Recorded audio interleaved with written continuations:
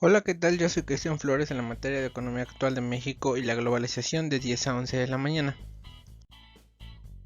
Esta semana comenzamos hablando del comercio exterior de México entre 1920 y 1947, fase en la que la estructura de dicha actividad se transformó. Hacia 1920, al finalizar la revolución, México exportaba bienes pocos elaborados, en particular minerales y vegetales, e importaba bienes de todo tipo, muchos de ellos de consumo final.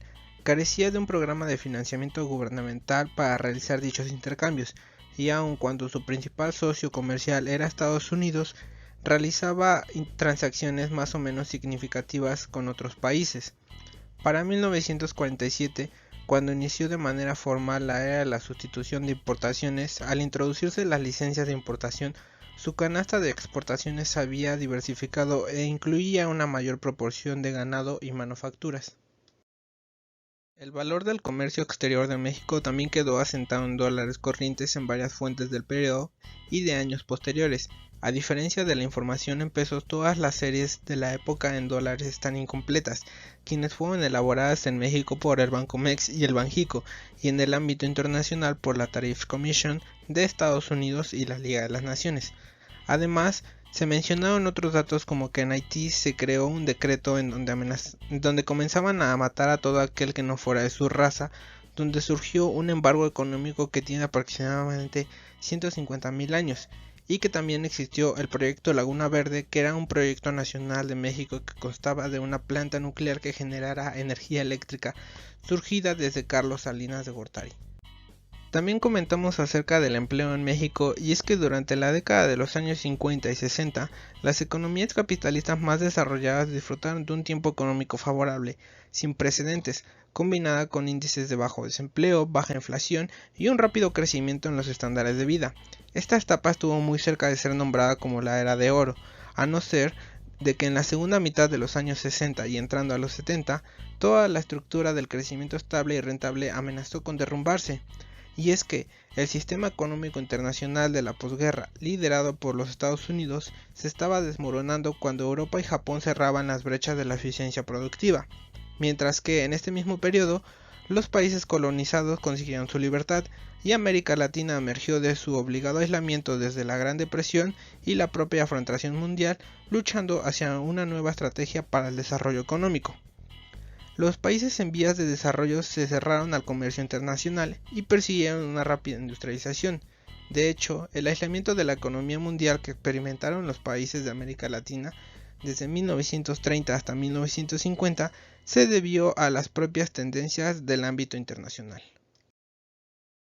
Vimos el modelo social comenzando por un edificio dentro de una unidad habitacional, este dentro de una manzana, dentro de un sector, este dentro de un distrito, seguido de una zona, una región, hasta llegar al Consejo Nacional de la Federación, poniendo como ejemplo que si te comprometes a barrer tienes que cumplir sí o sí, si vas a barrer tienes que hacerlo todos los días a la misma hora, considerando que este modelo es efectivo porque se ponen las políticas privadas y públicas sincronizadas.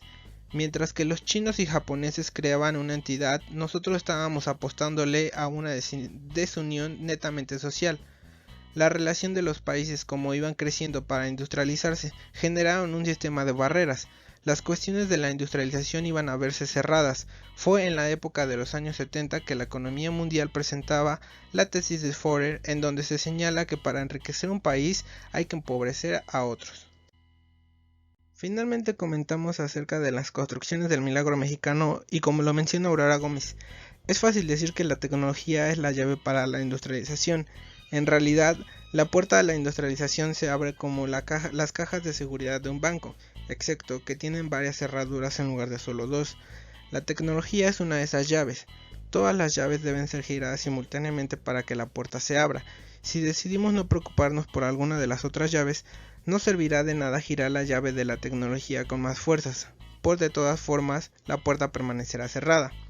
El milagro mexicano exactamente de 1940 a 1970, años en los que el país se transformó creciendo a tasas anuales por encima del 5%, debido a las crisis recurrentes que golpearon al país a partir de los años 70, mencionando que uno de los esfuerzos más destacados fue el programa de investigación agrícola que iniciaron en 1943 la Secretaría de Agricultura y Fomento de la Fundación Rockefeller, trayendo como resultado de estos esfuerzos entre 1940 y 1960 el rendimiento medio del maíz por hectárea aumentó al 34%, mientras que el trigo ascendió al 76%.